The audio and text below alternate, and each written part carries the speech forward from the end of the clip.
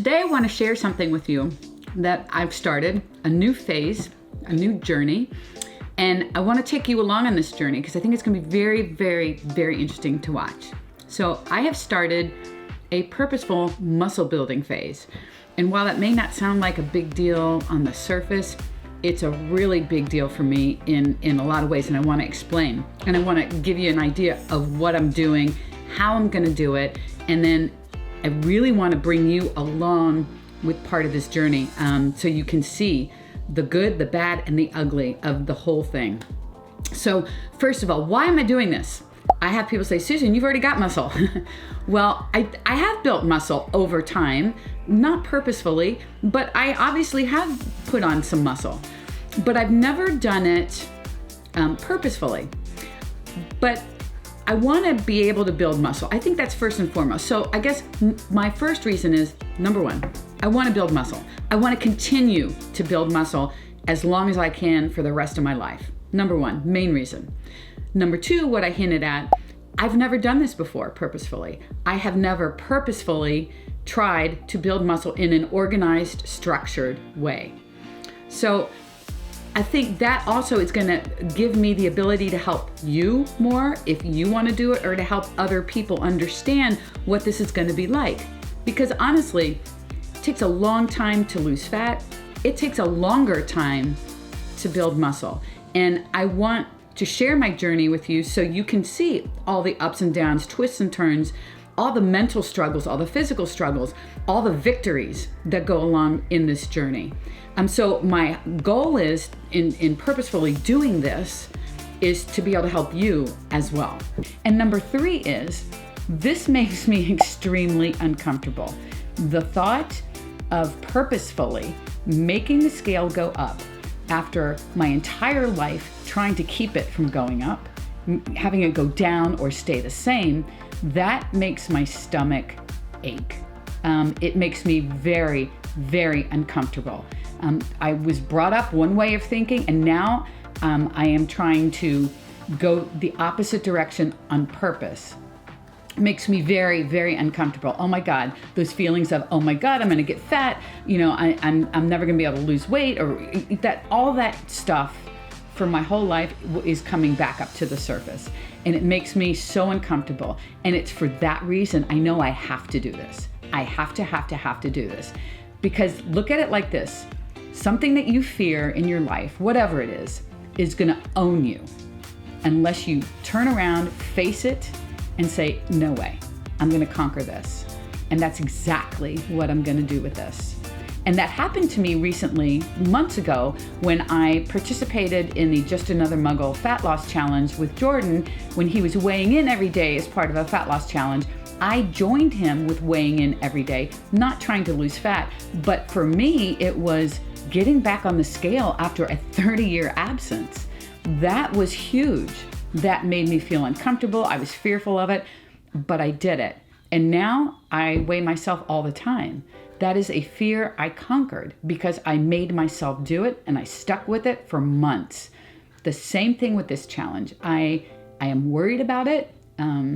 It makes me nervous, but I know I need to do it. So those are the three reasons why I'm doing this challenge. I don't want to even say challenge. The reason I'm doing this phase.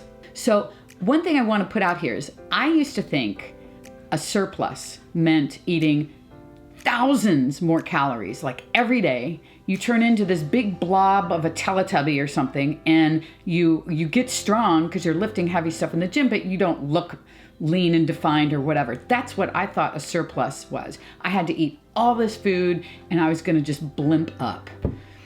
But that's not what it is.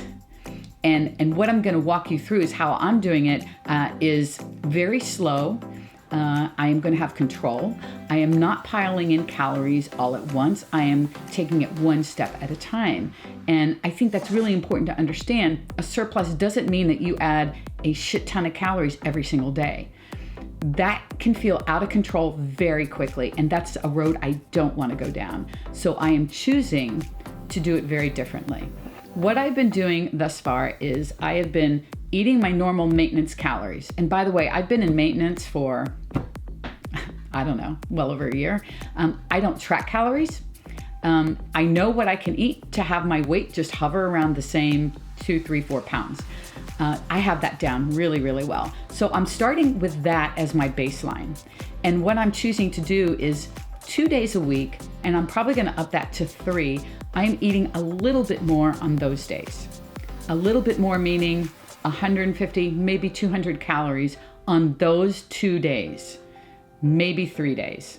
So by the end of a week, I will have eaten maybe 400 to 600 calories more a week than what I had been doing.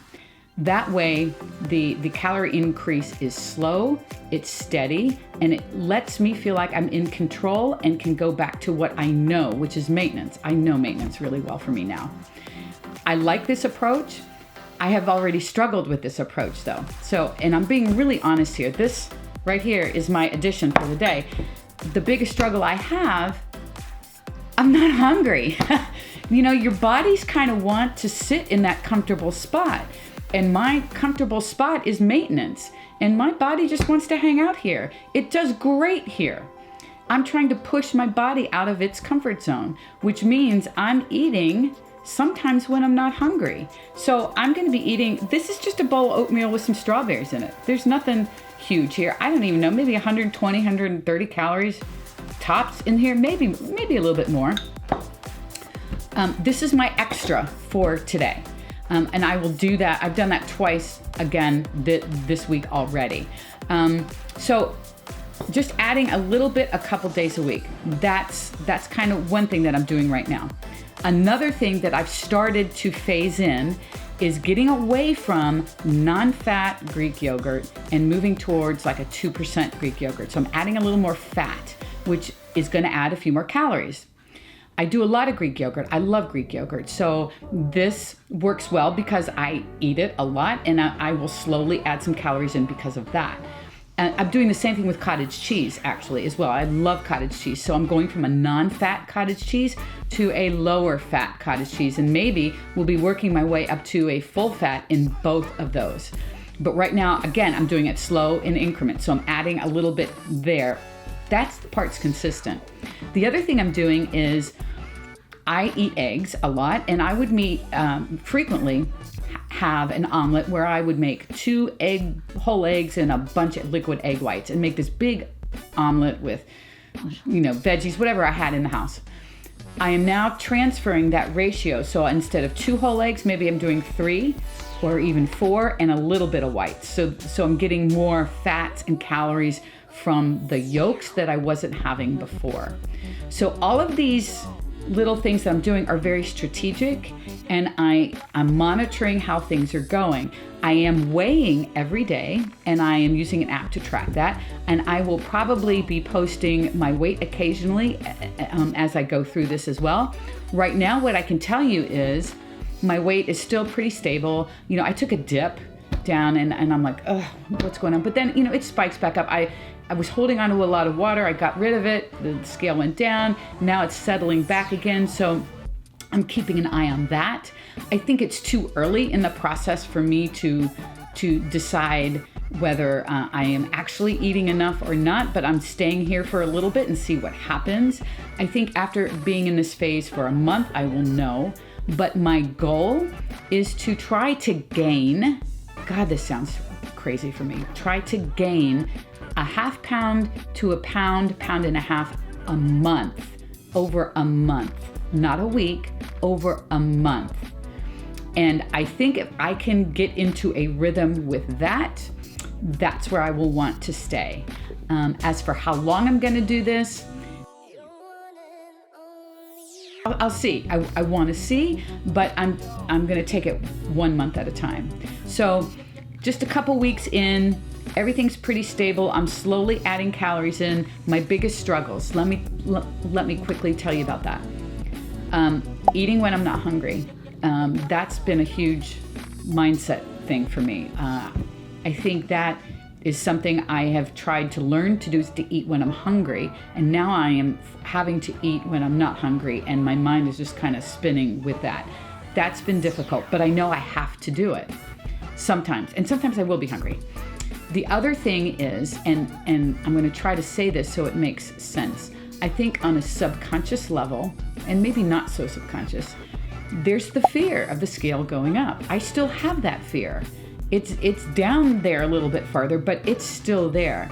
And when that fear starts taking over my thought process, I can easily use that as an excuse for, oh, I'm not hungry, I'm just not gonna eat it. So basically what I'm trying to say is I'm listening to my own bullshit about I'm fearful of the scale, and I'm allowing that to dictate whether I eat what I'm supposed to eat in order to do this muscle building phase. I can't let that happen. I've already let that happen, and I'm aware of it. I am not gonna let my own bullshit dictate what I'm gonna do.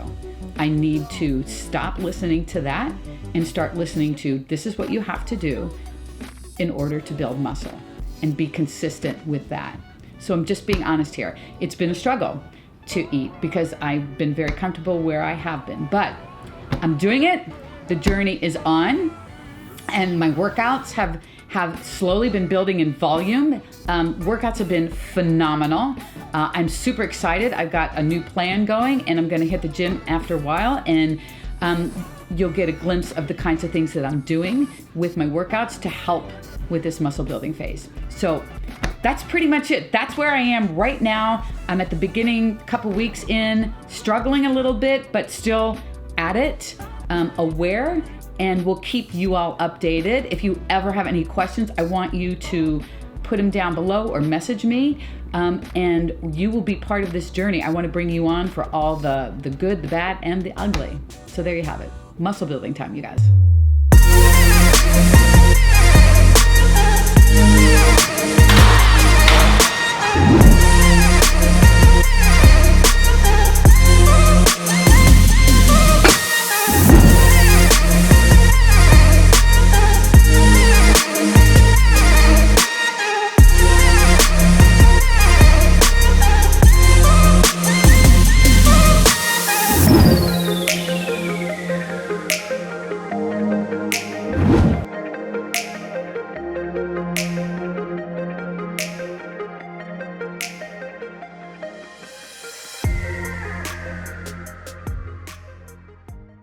Okay guys, I just finished my workout, went into Starbucks right next door, got my 2 ciggies and some coffee.